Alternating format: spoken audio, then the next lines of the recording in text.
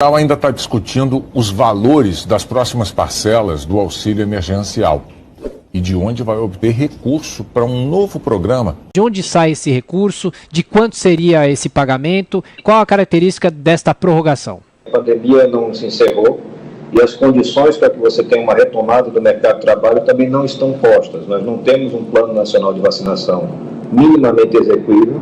Nós não temos uma retomada econômica consistente, os dados mostram isso. Então, a demanda por auxílio continua presente. O valor do auxílio é o mesmo de R$300, como já está no chamado auxílio residual, e a permanência desse auxílio, juntamente com a prorrogação do estado de calamidade, vai até o final de março, porque se imagina que até lá a gente tem um cenário mais bem construído de vacinação e de retomada da normalidade da sociedade brasileira. Deixar a situação ao abandono é que não pode se fazer.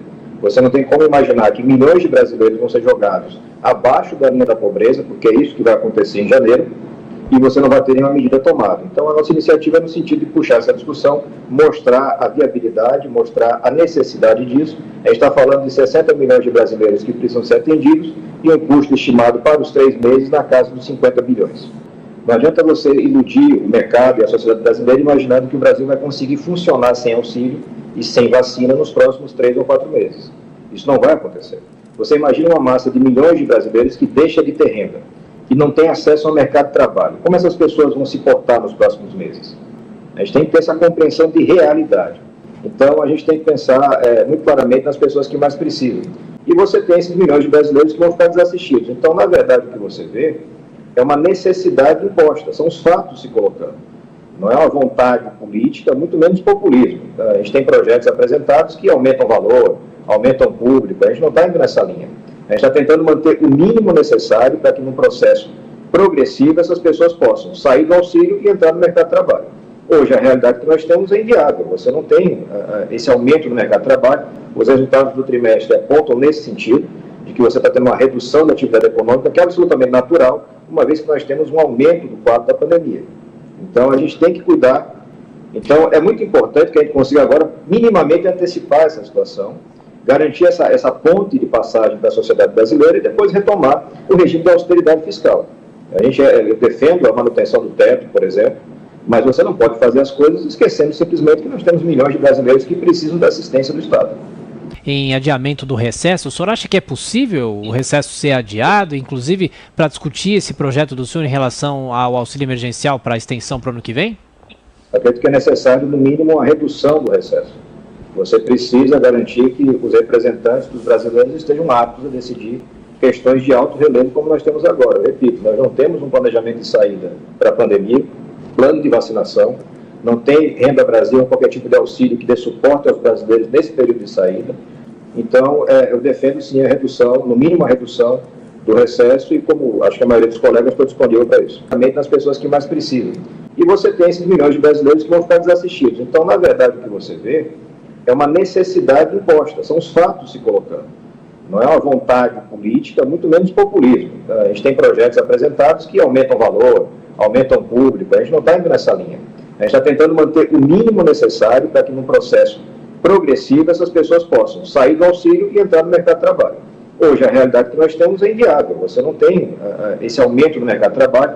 Os resultados do trimestre apontam nesse sentido, de que você está tendo uma redução da atividade econômica, que é absolutamente natural, uma vez que nós temos um aumento do quadro da pandemia. Então, a gente tem que cuidar. Então, é muito importante que a gente consiga agora minimamente antecipar essa situação, garantir essa ponte de passagem da sociedade brasileira e depois retomar o regime da austeridade fiscal.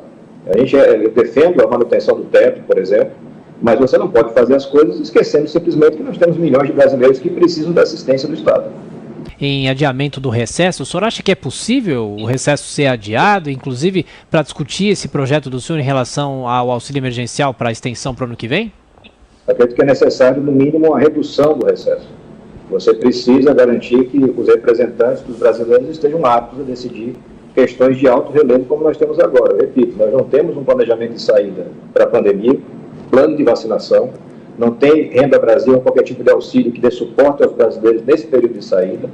Então, eu defendo sim a redução, no mínimo a redução do recesso e, como acho que a maioria dos colegas, estou disponível para isso. Nós não temos uma retomada econômica consistente, os dados mostram isso. Então, a demanda por auxílio continua presente.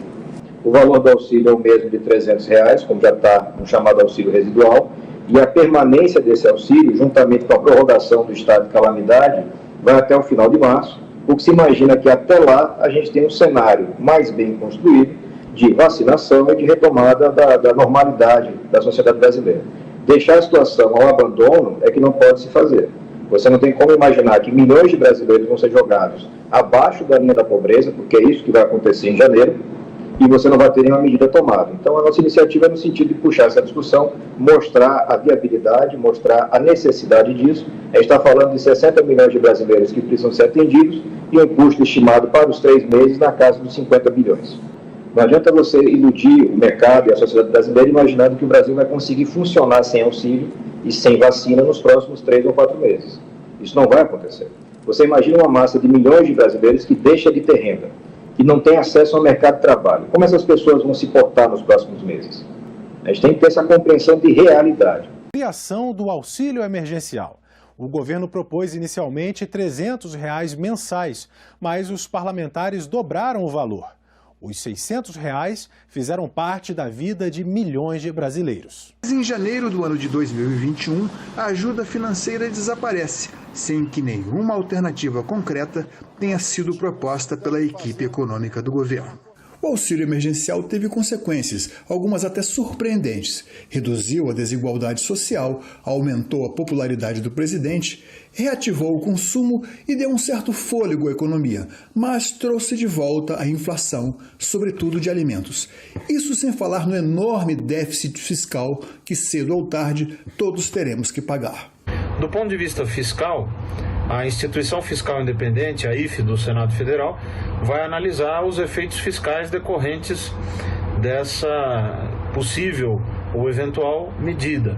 É preciso lembrar que o projeto de lei orçamentária anual de 2021 não contempla o programa ou a sua postergação, ou ainda na versão chamada Renda Brasil ou Renda Cidadã, como foi discutida por um tempo, partindo do próprio governo, mas nesse contexto de gastos novos que sejam necessários, é fundamental que se indique a fonte de financiamento dos recursos, a forma como isso também será feito.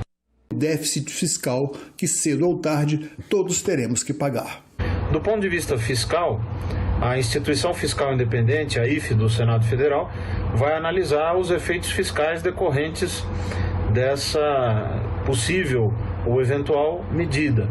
É preciso lembrar que o projeto de lei orçamentária anual de 2021 não contempla o programa ou a sua postergação, ou ainda na versão chamada Renda Brasil.